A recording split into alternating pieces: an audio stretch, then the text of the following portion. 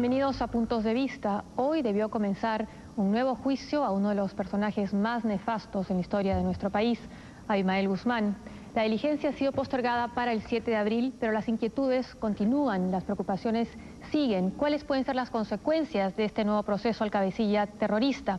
Para despejar algunas de nuestras inquietudes, nos acompaña el congresista Alcides Chamorro, congresista del FIM, presidente de la Comisión de Justicia y miembro de la Comisión de Alto Nivel para Asuntos de Terrorismo, que fue encargada de adaptar lo dispuesto por el Tribunal Constitucional a nuestra legislación. Buenas noches, congresista. Bienvenido. ¿Cómo está, Josefina? Buenas noches. ¿Qué significa estos nuevos juicios? ¿Qué riesgo hay en el caso de Guzmán, por ejemplo? Ningún riesgo, simplemente que van a tener un nuevo proceso judicial en el fuero común con las garantías del debido proceso.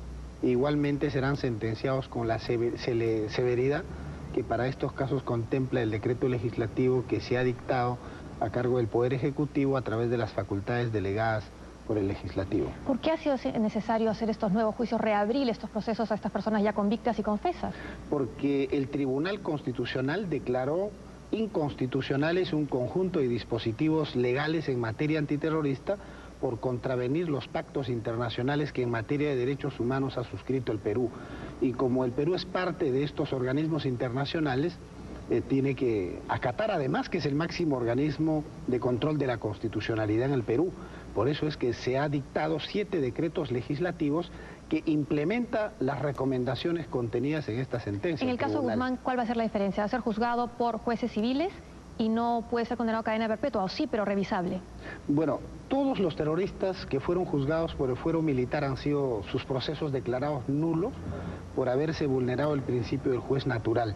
Van a ser juzgados por el fuero común, con todas las garantías procesales como se ha mencionado. No hay ninguna posibilidad de excarcelación.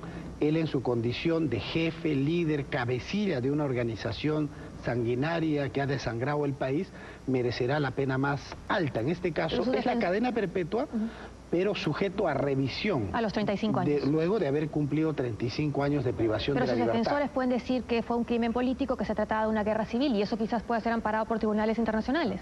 No, es que lo que cometió Abimael Guzmán no es ningún delito político, sino delitos comunes propios de delincuentes. El método que ha utilizado Sendero Luminoso es eso, el de asesinar personas impunemente, el de causar daños materiales que el país entero conoce, y por eso es que se le va a sancionar probablemente con la pena más severa, que por lo demás es una fórmula que se ha acogido del Estatuto de Roma de la Corte Penal Internacional de mantener la cadena perpetua susceptible de ser revisado a los 35 años. Ahora, el caso de Guzmán es un caso evidente y tan conspicuo y tan notorio y tan cruel, en el caso de, siendo él todo lo responsable de los crímenes, pero en casos de otros senderistas, por ejemplo, ¿cómo se va a hacer? ¿Se tiene que volver a foja cero en los procesos? Todos aquellos terroristas que fueron procesados y sentenciados por el fuero privativo castrense se declaran nulo el proceso y van a tener un nuevo juicio. ¿Eso significa que los testigos tienen que volver a presentarse? Lo que dice la norma y la sentencia del Tribunal Constitucional es que todos los medios probatorios obtenidos lícitamente mantienen incólume su validez jurídica. ¿Los arrepentidos, por ejemplo? Bueno, los arrepentidos tienen un tratamiento especial. De ellos no se anula sus procesos judiciales, por lo mismo que ya se han acogido al derecho premial que en el campo penal se ha permitido, que es la ley de arrepentimiento, y que ahora volvemos a proponer.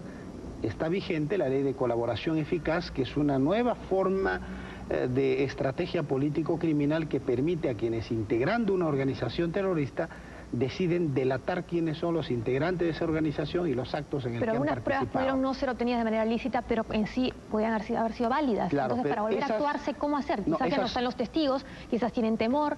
No, todas las pruebas que se hubieran obtenido ilícitamente, esos son nulos y no tienen ninguna validez. Se mantiene solo aquellos que hubieran sido obtenidos con las garantías del debido proceso. Pero van a haber testigos que ya no van a estar. Eso es muy cierto, pero entonces esas declaraciones testimoniales que se hubieran brindado en presencia del juez, en presencia del fiscal, de su abogado defensor, mantienen su validez. No es necesario que el testigo vuelva a ser citado para declarar una vez más. ¿Qué protección van a tener los jueces? Si antes tuvieron temor, porque recordemos cómo era, incluso antes de estos decretos leyes de Alberto Fujimori, los jueces dejaban salir libres a los terroristas. Bueno, ha sido una de las razones por las cuales también los jueces actuaron sin identidad o con identidad desconocida, los comúnmente conocidos jueces Los sin amenazaban, incluso los asesinaban. Exacto, ellos también, esos procesos también se invalidan solo en la etapa del juicio oral. En cuanto a la seguridad y las garantías del caso, el Ministerio del Interior se va a encargar de ella. Es más, el ministro del Interior ha participado dentro de la comisión de alto nivel que ha elaborado esta importante legislación antiterrorista. ¿Qué garantía se le puede dar a un juez que está juzgando a terroristas? Comprenderás que a través de una ley no se le puede decir cuántos policías o cómo va a ser la seguridad, sino que eso va a ser una labor de la policía, incluso el servicio de inteligencia.